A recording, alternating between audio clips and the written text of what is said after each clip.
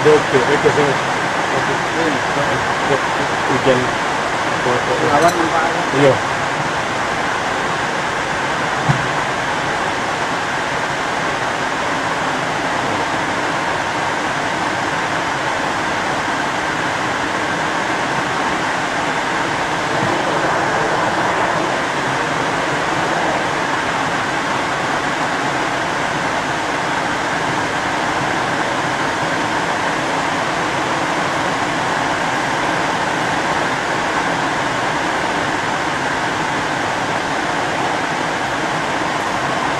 Assalamualaikum warahmatullahi wabarakatuh.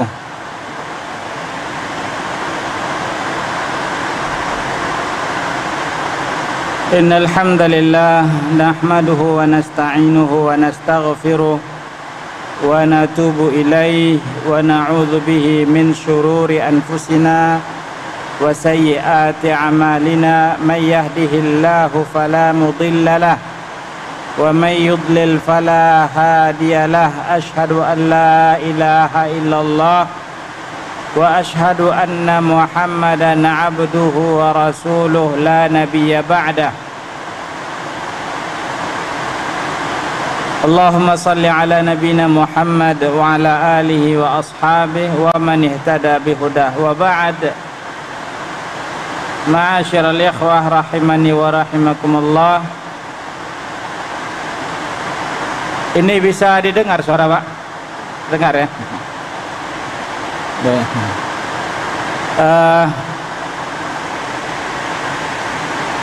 Kita lanjutkan kajian kita membaca kitab Idahul Mahajjah. Itu penjelasan tentang tata cara ulama salaf di dalam mempelajari agama, memahaminya, mengamalkan dan mendakwahkannya.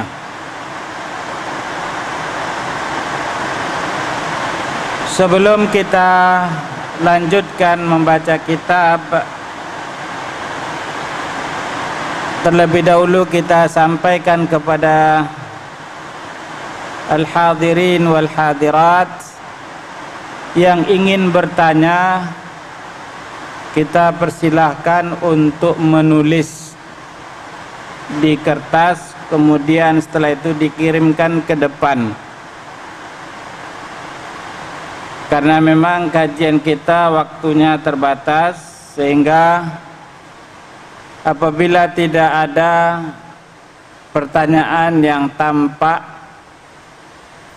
oleh kita, maka kita lanjutkan sampai masuk waktu salat isya. Tapi kalau seandainya ada nampak pertanyaan, maka insya Allah kita akan stop, kemudian kita lanjutkan dengan tanya jawab sampai masuk waktu isya.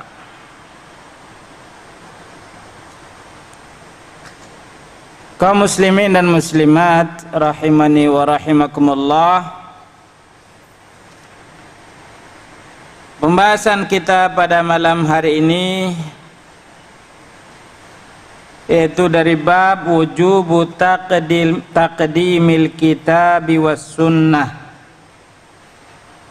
alal ara'i wal adwaqi was siyasati wal uqul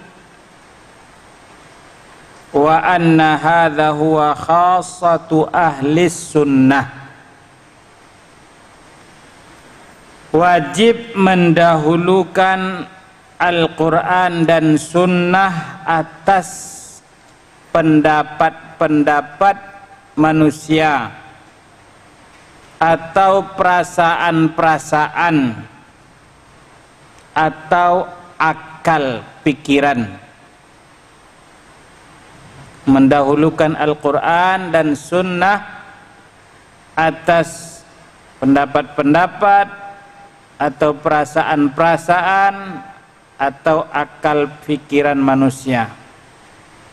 Artinya apabila berhadapan dalil dari Al-Quran atau sunnah, Kemudian pendapat manusia, mana yang kita dahulukan? Itu kita dahulukan Al-Quran dan Sunnah. Kita dahulukan Al-Quran dan Sunnah. Wa anna hadha huwa khasatu ahlis sunnah. Dan itulah ciri khasnya ahlus sunnah. Makanya ahlus sunnah dinamakan ahlus sunnah karena mereka selalu berpegang dengan sunnah Nabi sallallahu alaihi wasallam. Selalu mendahulukan, mengutamakan sunnah Nabi sallallahu alaihi wasallam atas pendapat-pendapat pribadi, perasaan-perasaan dan lain sebagainya. Makanya dinamakan dengan ahlus sunnah. Jadi bukan ngaku-ngaku ahlus sunnah tapi alergi atau tidak senang ketika mendengarkan sunnah-sunnah Nabi sallallahu alaihi wasallam, atau ketika mendengarkan hadis-hadis Nabi sallallahu alaihi wasallam, apalagi yang bertolak belakang dengan kebiasaan-kebiasaannya. Ini ngaku-ngaku ahlus sunnah wal jamaah. Ahlus sunnah wal jamaah, kalau seandainya sudah jelas Al-Quran mengatakan demikian atau hadis Nabi sallallahu alaihi wasallam mengatakan demikian, maka yang lain-lain dicampakkan. Itulah yang akan didahulukan. Kata pengarang kitab hafizahullah, qala ta'ala ittabi'u ma unzila ilaikum min rabbikum wa la tattabi'u min dunihi awliya. Ittabi'u ma unzila ilaikum min rabbikum. Ikutilah oleh kalian apa-apa yang telah diturunkan kepada kalian dari Allah Rabb kalian. Apa yang telah diturunkan oleh Allah Subhanahu wa taala, yaitu Al-Qur'an, sunnah Nabi sallallahu alaihi wasallam. Ikuti, wala tattabi'u min dunihi awliya, dan jangan ikuti selain itu. Jangan ikuti wali-wali siapapun mereka selain Al-Quran, apa yang telah diturunkan oleh Allah Subhanahu wa ta'ala kepada kalian. Allah Subhanahu wa ta'ala juga berfirman, kata beliau hafizahullah, wa qala ta'ala ya ayyuhalladzina amanu la tuqaddimu baina yadayillahi wa rasulih. Wahai orang-orang yang beriman, janganlah kalian mendahului yang lain-lain baina yadayillahi wa rasulih, atas Allah Subhanahu wa ta'ala dan Rasul. Mendahulukan yang lain atas Allah Subhanahu wa ta'ala dan Rasul, jangan kalian lakukan. Ini himbauan dari Allah Subhanahu wa ta'ala, perintah dari Allah Subhanahu wa ta'ala kepada orang-orang yang beriman agar selalu mendahulukan Allah, mendahulukan Rasulullah sallallahu alaihi wasallam, mendahulukan Al-Qur'an, mendahulukan sunnah Nabi sallallahu alaihi wasallam, hadis-hadis Rasulullah sallallahu alaihi wasallam. Ini kaum muslimin dan muslimat yang dimuliakan oleh Allah Subhanahu wa taala, wasiat yang telah disampaikan oleh Allah Subhanahu wa taala kepada kita agar mengikuti Al-Quran, mengikuti apa yang telah diturunkan oleh Allah, agar selalu mendahulukan Al-Quran dan hadis Rasul sallallahu alaihi wasallam atas yang lain-lain. Dan kita lihat bagaimana praktek amalan yang telah dicontohkan oleh para ulama yang layak untuk kita teladani. Kata beliau selanjutnya, wa an Rafi' bin Khadij atau Khudaij radhiyallahu anhu qal kunna nuhaqilul arda ala ahdi Rasulillah sallallahu alaihi wasallam fanukriha birrubu' wathuluth wa ta'amil musamma faja'ana dhata yawmin rajulun min umumati faqal nahana Rasulullah sallallahu alaihi wasallam an amrin kana lana nafi'an wa tawa'iyatullahi wa rasuluhu anfa'u lana nahana an nuhaqila bil ardi fanukriha bis thuluthi war rubu' wa ta'amil musamma wa amara rabbal ardi ay yazra'aha aw yuzri'aha wa kariha kira'aha wa ma siwa dhalik. Artinya, kata Rafi' bin Khadij atau Khudaij radhiyallahu an, beliau bercerita tentang bagaimana para sahabat radhiyallahu anhum dulu bermuamalah, termasuk di antaranya di dalam bercocok tanam. Di dalam bercocok tanam, kami dulu biasa menyewakan tanah-tanah kami untuk ditanam, untuk ditanami oleh orang lain dengan bayaran sepertiga, seperempat untung, atau mungkin dengan bayaran misalnya hasil panen sekian. Faja'ana dhata yaumin rajulun min umumati, suatu ketika datanglah seseorang dari paman-paman kami dan berkata, nahana Rasulullah sallallahu alaihi wasallam an amrin kana lana nafi'an. Nabi sallallahu alaihi wasallam telah melarang kami tentang sesuatu yang sebenarnya itu bermanfaat untuk kami. Nabi sallallahu alaihi wasallam melarang kami sesuatu yang padahal itu dulu bermanfaat untuk kami. Apa itu?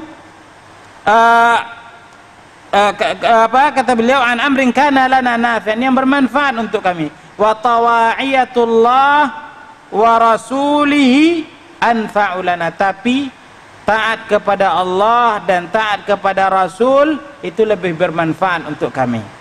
Ingat, mereka biasa dulu di dalam bermuamalah,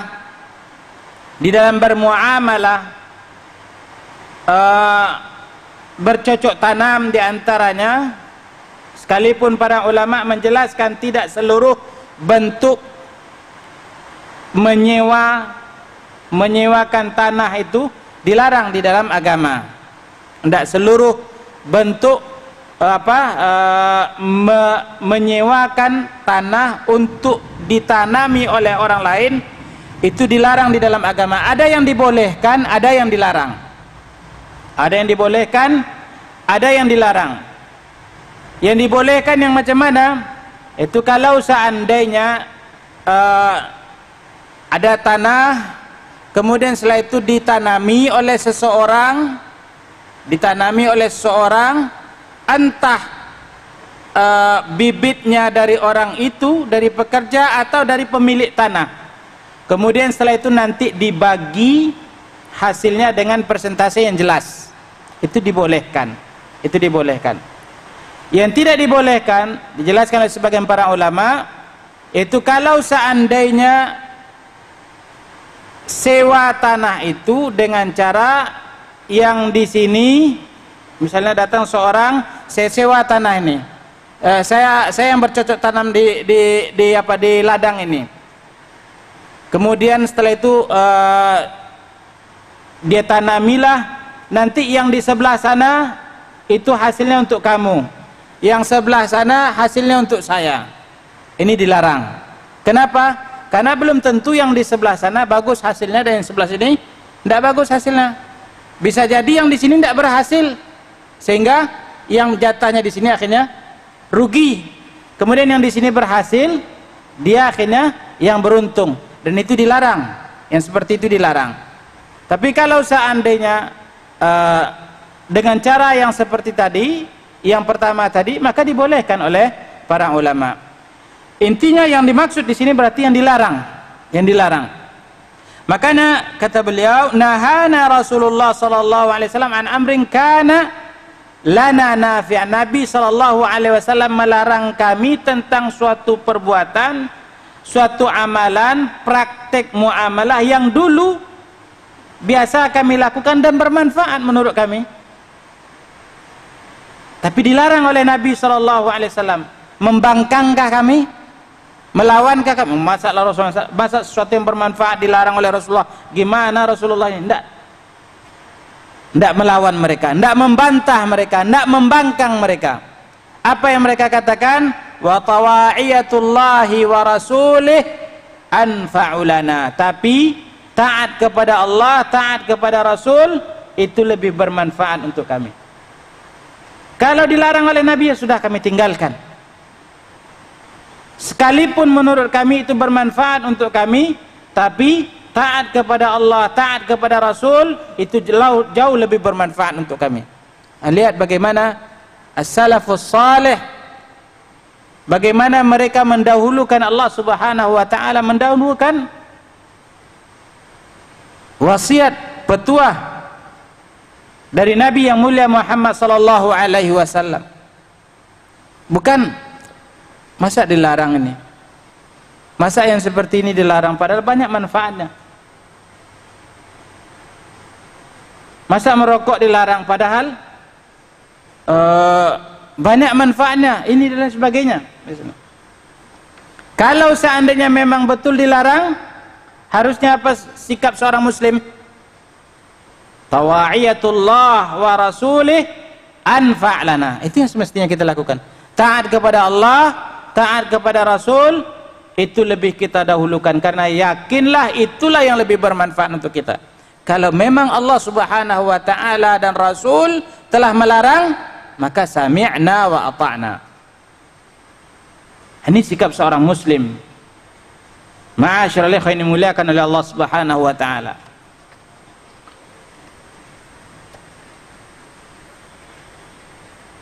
Kita lihat bagaimana sikap ulama-ulama salaf juga. Abu Hanifah rahimahullah, beliau berkata, "Idza sahhal haditsu fahuwa madhhabi." Apabila sahih hadisnya, maka itulah madhab saya.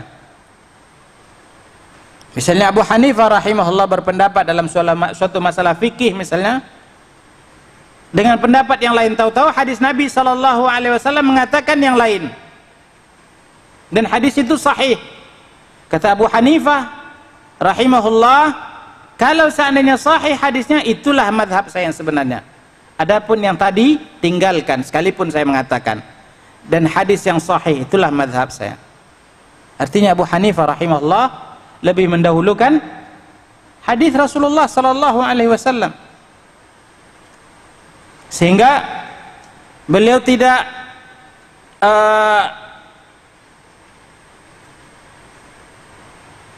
menafikan kalau seandainya suatu saat pendapat beliau keliru atau misalnya lemah, berbeda dengan hadis Nabi sallallahu alaihi wasallam. Silahkan ambil hadis Nabi sallallahu alaihi wasallam, itulah mazhabku yang sebenarnya. Tidak gengsi beliau. Wa qala aidan, beliau juga mengatakan, la yahillu li ahadin ay ya'khudha biqaulina ma lam ya'lam min aina akhadna. Tidak halal bagi seseorang untuk mengambil pendapat kami apabila dia belum tahu dari mana dalil pendapat kami tersebut, dari mana sumber, dari mana dasarnya kami berpendapat seperti itu. Kalau seandainya dia belum tahu dasarnya dari mana, dalilnya dari mana, kata beliau, la yahillu li ahadin ay ya'khudha biqaulina. Wa qala Malik, Imam Malik rahimahullah berkata, innama ana basyarun ukhti'u wa usib. Saya manusia yang kadang saya salah dan kadang saya benar. Fanzuru fi ra'yi. Maka lihat, coba lihat oleh kalian pendapat saya. Fa kullu ma wafaqal kitab wa sunnah fakhudhuh. Yang sesuai dengan Al-Qur'an dan sunnah maka ambil. Wa kullu ma lam yuwafiqil kitab wa sunnah fatrukuh. Dan segala sesuatu yang tidak sesuai dengan Alkitab wa sunnah maka tinggalkan. Ini tandanya apa, Pak? Tandanya Imam Malik rahimahullah lebih mendahulukan Al-Quran, lebih mendahulukan As-Sunnah dibandingkan pendapat-pendapat beliau. Tidak malu beliau kalau seandainya ternyata pendapat saya salah, maka tinggalkan. Tidak malu beliau untuk mengatakan demikian. Tinggalkan, fatrukuh. Ambil, pedomani, amalkan Al-Quran dan Sunnah. Ini Imam Malik rahimahullah. Wa qala Syafi'i rahimahullah. Al-Imam Syafi'i juga berkata, ajma'al muslimuna ala anna man istabanat lahu sunnatun an Rasulillah sallallahu alaihi wasallam lam yakul lahu ayyada'aha liqauli ahadim minan nas. Telah sepakat kaum muslimin bahwasanya bagi setiap orang yang telah jelas baginya sunnah Nabi sallallahu alaihi wasallam, telah jelas baginya sunnah Nabi, hadis Nabi sallallahu alaihi wasallam, tahu dia itu sahih, tidak pantas bagi dia untuk meninggalkan hadis Nabi itu, kemudian setelah itu mengambil pendapat-pendapat manusia yang lain. Termasuk Imam Syafi'i? Ya, termasuk Imam Syafi'i sendiri pun.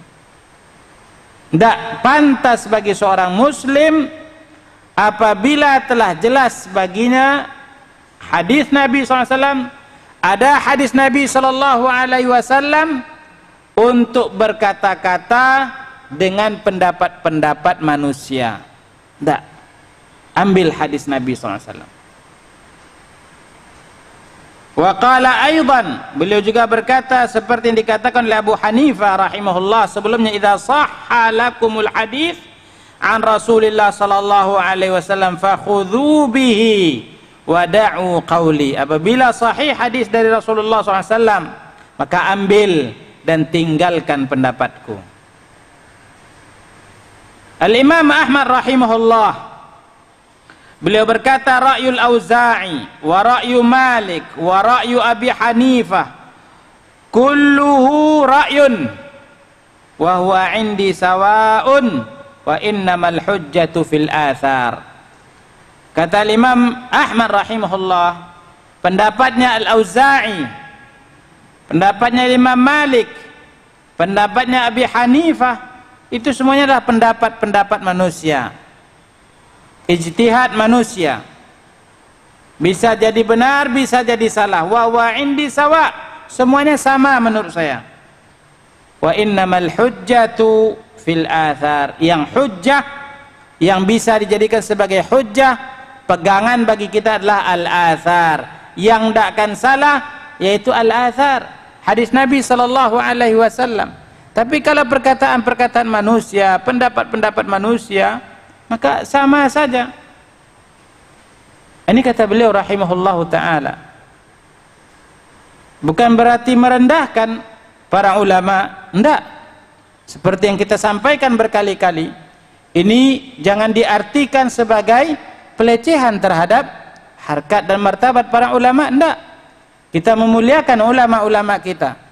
Makanya kita pelajari kitab-kitab mereka, kita baca, kemudian setelah itu kita berdoa kepada Allah Subhanahu wa taala untuk mereka. Kita katakan rahimahullah, rahimahumullah, dan kita berikan uzur ketika terjadi kita temukan khilaf di antara para ulama di dalam kitab-kitab yang kita baca, terdapat khilaf di antara para ulama dan ternyata pendapat yang rajih adalah pendapat yang satu dan yang lain lemah. kita hargai yang lemah, dan bahkan kita katakan pendapat-pendapat yang lemah itu insya Allah niat tidak akan disia-siakan oleh Allah Subhanahu wa taala. Tidak akan disia-siakan oleh Allah Subhanahu wa taala. Mereka tetap akan mendapatkan pahala dari Allah Subhanahu wa taala. Mereka tetap akan mendapatkan pahala dari Allah Subhanahu wa taala. Ini kita katakan. Akan tetapi pendapat manusia siapapun mereka, maka bisa jadi benar, bisa jadi salah. Bisa jadi benar, bisa jadi salah. Yang tidak salah, maksum, terjaga dari kesalahan adalah athar, hadis Nabi sallallahu alaihi wasallam, Al-Qur'an, sunnah Nabi sallallahu alaihi wasallam, itu yang tidak akan ada kesalahan di dalamnya. Ini kaum muslimin dan muslimat yang dimuliakan oleh Allah Subhanahu wa taala. Wa qala Ibnu Taimiyah rahimahullah, Ibnu Taimiyah rahimahullah berkata, min a'zami ma an'ama Allahu bihi 'alaihim i'tisamuhum bil kitab was sunnah. Di antara karunia Allah Subhanahu wa taala yang paling besar yang Allah Subhanahu wa taala berikan kepada seseorang adalah ketika Allah Subhanahu wa taala bukakan kepada untuknya pintu hidayah sehingga dia mau untuk berpegang teguh dengan Alkitab dan sunnah Nabi SAW. Fakana minal usul al-muttafaq alaiha baina sahabati wat tabi'ina lahum bi ihsan. Dan berpegang teguh dengan Al-Quran dan sunnah itu adalah merupakan dasar akidah yang telah disepakati oleh para sahabat dan tabi'in.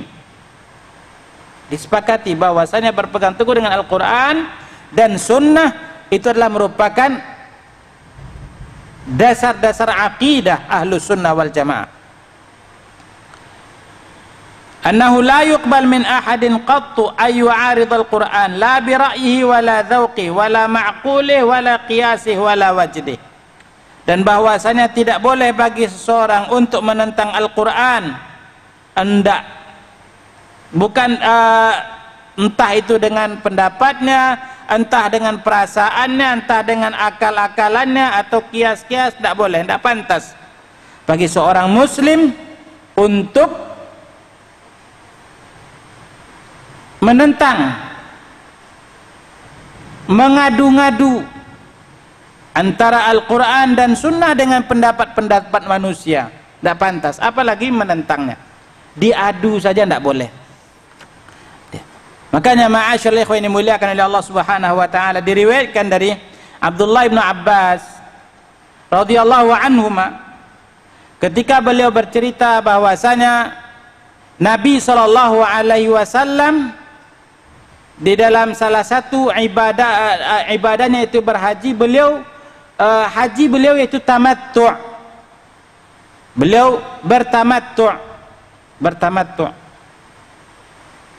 Nabi sallallahu alaihi wasallam di dalam haji beliau melakukan tamattu'. Nah, ada seseorang yang lantas mengatakan, tapi Abu Bakar radhiyallahu anhu, Umar radhiyallahu anhu melarang, tidak membolehkan.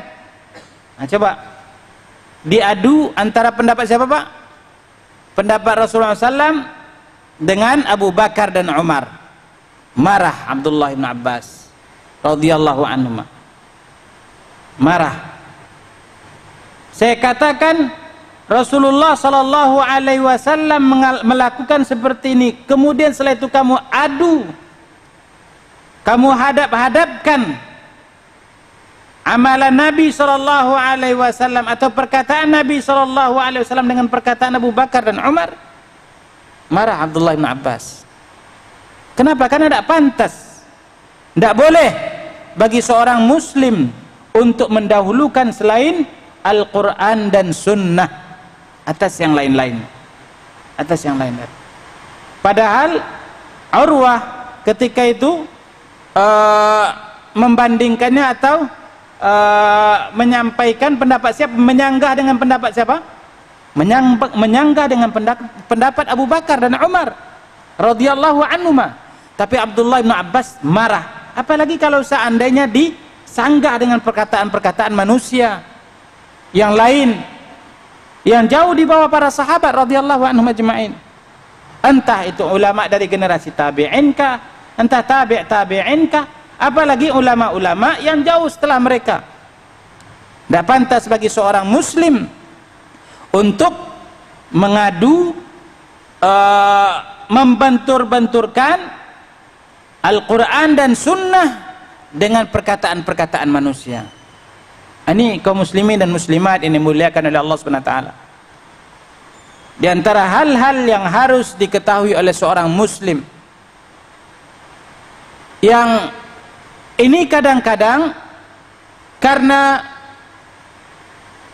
ta'assub kepada guru, ustadz, buya, kiai, tuan guru dan sebagainya, tidak mustahil dilakukan oleh seseorang. Ketika ada seorang mengatakan Rasulullah SAW mengatakan begini, tidak, tapi kiai kami lain mengatakan, buya kami lain mengatakan. Kaum muslimin dan muslimat ini muliakan oleh Allah Subhanahu wa taala. Sekali lagi kita ingatkan apa yang dikatakan oleh para ulama baik Abu Hanifah ataupun Al-Imam Syafi'i rahimahullah tadi, idza sahhal hadits fa huwa madhhabi. Apabila sahih hadis, itulah pendapatku. Itulah pendapatku. Ini yang semestinya dilakukan oleh seorang muslim. Ini yang semestinya dilakukan oleh seorang muslim.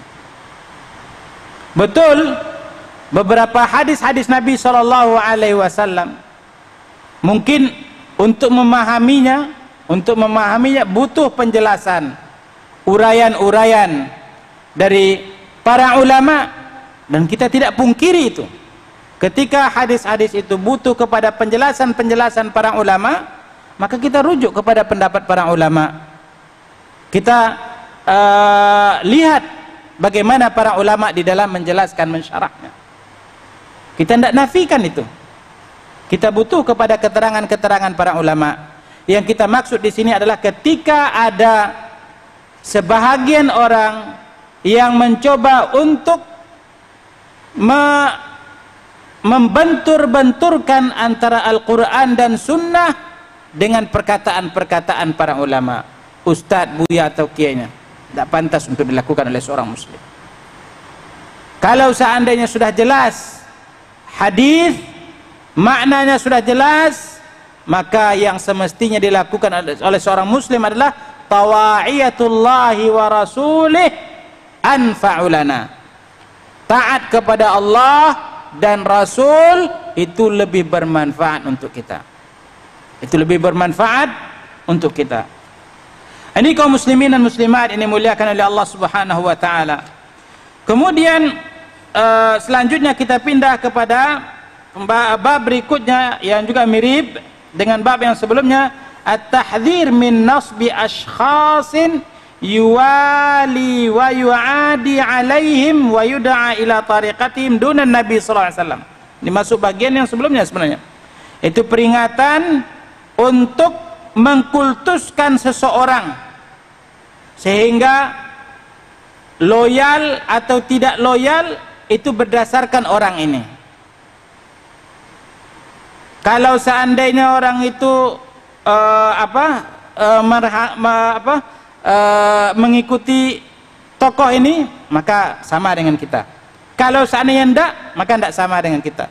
Sekalipun apa yang disampaikan oleh tokoh itu misalnya salah, karena tidak ada yang maksum selain Nabi SAW, selain Nabi Allah Subhanahu wa taala. Maka tidak pantas bagi seorang muslim untuk mengkultuskan seorang, menokohkan seseorang sehingga mengajak manusia untuk fanatik kepada dia. Apabila tidak fanatik kepada dia, maka dimusuhi, dikucilkan dan lain sebagainya. Tidak pantas bagi seorang muslim. Tidak pantas bagi seorang muslim.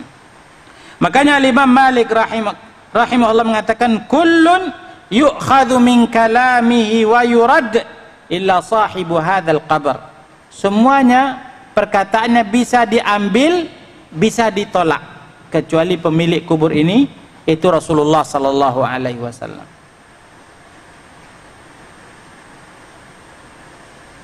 Makanya Ibnu Taimiyah rahimahullah mengatakan, qala Ibnu Taimiyah, wa man nasaba syakhsan kainan man kana fawala wa ada ala muwafaqati fil qawli wal fi'l fahuwa minal ladzina farraqu dinahum wa kanu syi'a. Artinya kata Syekhul Islam Ibnu Taimiyah rahimahullah, barang siapa yang mengkultuskan seseorang dan menokohkannya, kemudian mengajak orang untuk fanatik, ta'assub, loyal kepada dia,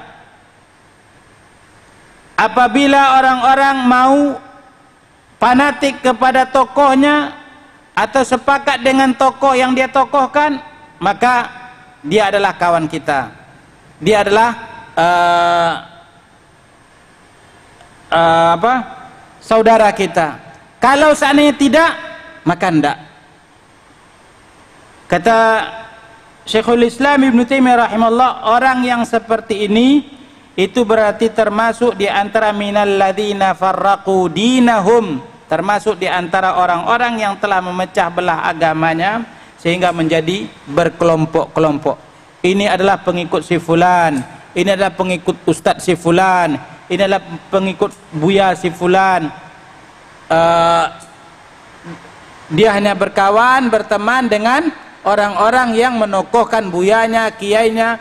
Dia hanya berteman hanya dengan orang-orang yang menokohkan, yang memuliakan ustadznya, syekhnya dan lain sebagainya. Tidak. Ini kaum muslimin dan muslimat yang dimuliakan oleh Allah Subhanahu wa taala. Yang semestinya kita pegang adalah Al-Qur'an dan Sunnah. Yang tidak akan salah adalah Al-Quran dan Sunnah Nabi SAW. Adapun manusia bisa saja salah, bisa saja khilaf, sehingga kalau seandainya dia benar, kita ikuti. Kalau seandainya dia benar, kita belajar, kita ambil manfaat dari dia.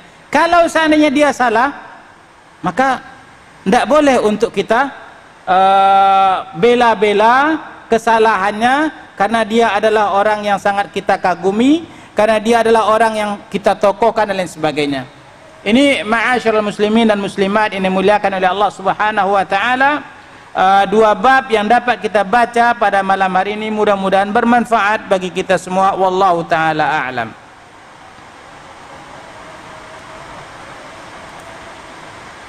Kita azan dulu Pak Zaibul, insyaallah setelah azan kita baca pertanyaannya masuk.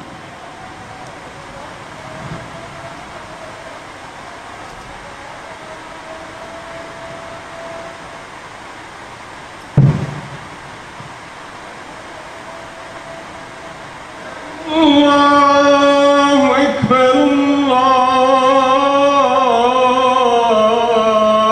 Allahu Akbar, Allahu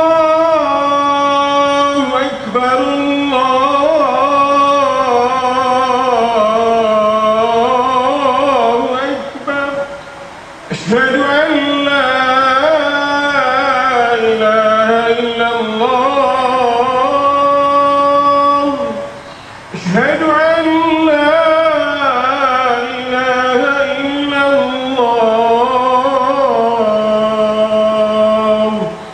أشهد أن محمدا رسول الله.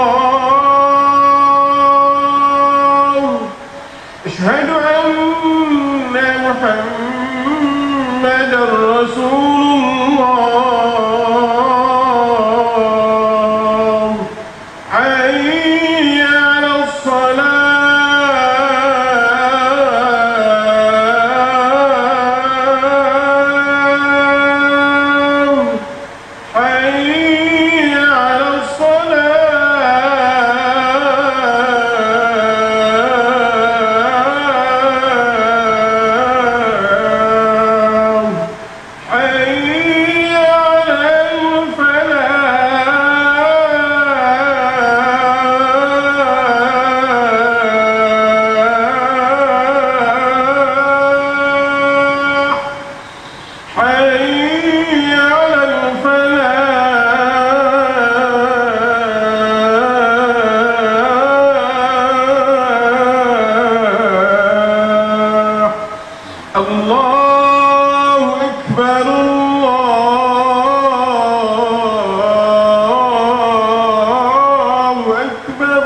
لا إله إلا الله.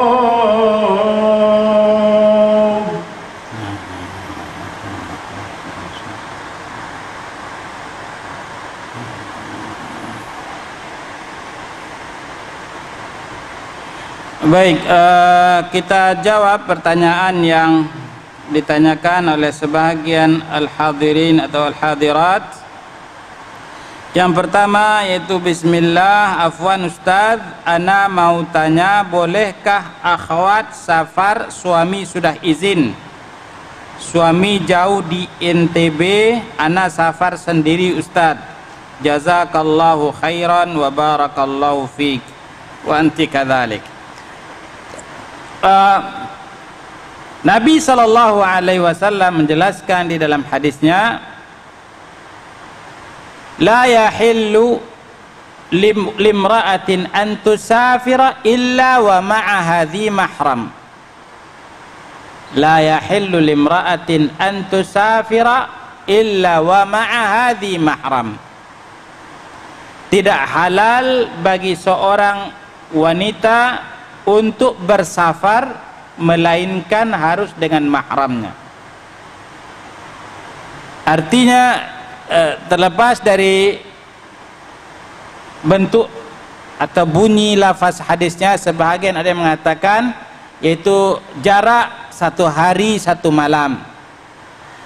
Intinya di dalam safar Nabi SAW menjelaskan untuk kaum wanita agar didampingi oleh mahramnya, agar didampingi oleh mahramnya. Nah, itulah yang semestinya harus diikuti oleh seorang wanita muslimah. Itulah yang semestinya harus diikuti oleh seorang wanita muslimah. Apa yang telah disampaikan, apa yang telah diajarkan oleh Nabi SAW. Nabi kita yang mulia Muhammad SAW telah menyebutkan bahwasanya wanita muslimah tidak boleh bersafar tanpa mahram. Pasti itulah yang bermanfaat untuk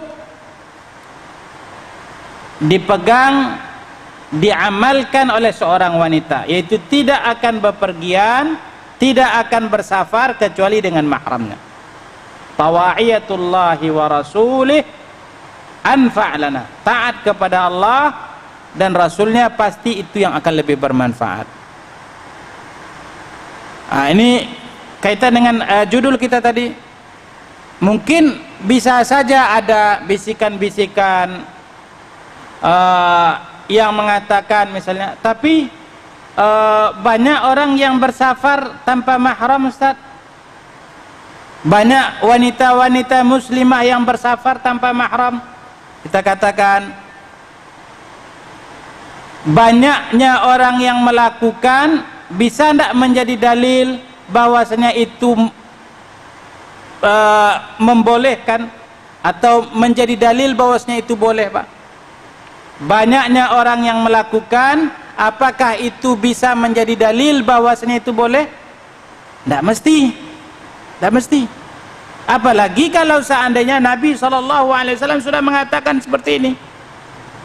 Sekalipun banyak orang yang melakukan, banyak kaum wanita muslimah yang bersafar tanpa mahram, yakinlah apa yang dikatakan oleh Nabi SAW itulah yang benar dan itulah yang semestinya kita dahulukan. Itu yang pertama. Kalau seandainya ada yang berdalil dengan banyak wanita muslimah yang bersafar tanpa mahram, kita katakan dalil itu tidak pas, dalil itu tidak tepat. Kenapa? Karena tidak boleh bagi seorang muslim untuk mendahulukan perkataan-perkataan manusia, perbuatan-perbuatan manusia atas hadis Nabi SAW. Mungkin yang agak lebih kuat mungkin dalilnya adalah, tapi sebahagian para ulama membolehkan kalau seandainya ada teman-teman Kalau seandainya ada teman-teman bersama dia yang berangkat di dalam perjalanan itu, sehingga bisa diperkirakan perjalanan itu aman insya Allah untuk dia. Karena yang dikhawatirkan di dalam Islam bagi wanita ketika dia bersafar tanpa mahram kan kalau seandainya itu akan membahayakan dia, mencelakai dia, terjadi mudarat dan lain sebagainya. Nah, kalau seandainya dia punya teman-teman, ada kawan-kawan yang berangkat bersama dia di dalam safar itu, yang diistilah fikih dalam sebagian para ulama mengatakan rifqah ma'munah, itu kawan-kawan, teman-teman dalam perjalanan itu yang sekira-kira perjalanan itu insya Allah akan aman untuk mereka karena mereka ramai. Apakah itu menjadikan dia boleh?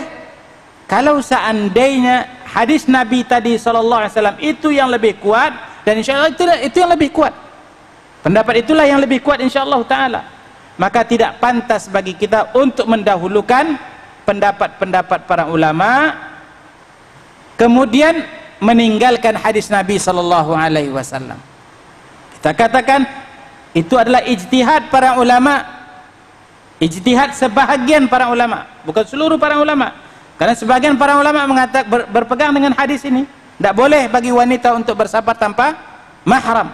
Tapi sebahagian para ulama berdalil dengan dalil-dalil semacam tadi, maka kita katakan ijtihad mereka insyaallah dihargai oleh Allah Subhanahu wa taala. Mereka akan mendapatkan pahala dari Allah Subhanahu wa taala. Akan tapi tetap pendapat yang rajih adalah yang seperti ini, dan yang berdalil dengan hadis Nabi sallallahu alaihi wasallam inilah yang akan saya pakai. Inilah yang saya ambil. Ini yang semestinya dilakukan oleh seorang muslim. Idza sahal hadis, kalau seandainya sudah sahih hadisnya, maka itulah yang akan kita amalkan, dan tidak boleh bagi kita untuk mendahulukan yang lain selain Al-Qur'an atau hadis Nabi sallallahu alaihi wasallam. Ini mungkin yang bisa kita jawab untuk pertanyaan pertama. Yang kedua, assalamualaikum Ustaz. Waalaikumsalam warahmatullahi. Saya mau bertanya, jika tanah disewa lalu dibangun oleh penyewa untuk buat usaha, lalu sewa tanah dibayar kontraknya selama 4 tahun, apakah itu diperbolehkan? Ya, diperbolehkan. Kalau seandainya jelas kontraknya atau sewanya berapa lama, kemudian setelah itu berapa besarnya, ini dibolehkan. Makanya kita katakan tadi sewa tanah itu ada yang dibolehkan, ada yang dilarang. Yang dibolehkan kalau seandainya ada unsur yaitu al-gharar, bisa jadi penipuan atau salah satu dirugikan, tidak jelas dia, sehingga ada salah satu yang dirugikan, seperti yang kita contohkan tadi. Ini tanah luas disewakan dengan cara bagaimana? Silahkan tanami, nanti sebahagian keuntungannya silahkan ambil oleh kamu, sebagian keuntungannya saya ambil, hasilnya saya ambil. Yang sebelah sini ini jatah untuk kamu, yang sebelah ini jatah untuk saya. Tahu-tahu yang berhasil adalah yang salah satu saja, kemudian yang salah satunya lagi tidak berhasil, rugi yang salah satunya. Yang seperti ini yang tidak dibolehkan. Tapi kalau seandainya disewakan tanah dengan sewa yang jelas, berapa upah sewanya, kemudian setelah itu waktu yang jelas, itu dibolehkan di dalam agamanya. Makanya dikatakan oleh perawi hadis yang meriwayatkan dari Rafi' bin Khudaij tadi, bahwasanya Nabi SAW membolehkan kita untuk menyewakan tanah dengan dinar dan dirham. Jadi kalau seandainya jelas sewanya, kemudian setelah itu waktunya jelas, maka yang seperti itu dibolehkan. Ini mungkin yang bisa kita jawab dari pertanyaan tadi. Wallahu ta'ala a'lam wa sallallahu wasallam ala nabiyina Muhammad walhamdulillah rabbil alamin. Assalamualaikum warahmatullahi wabarakatuh.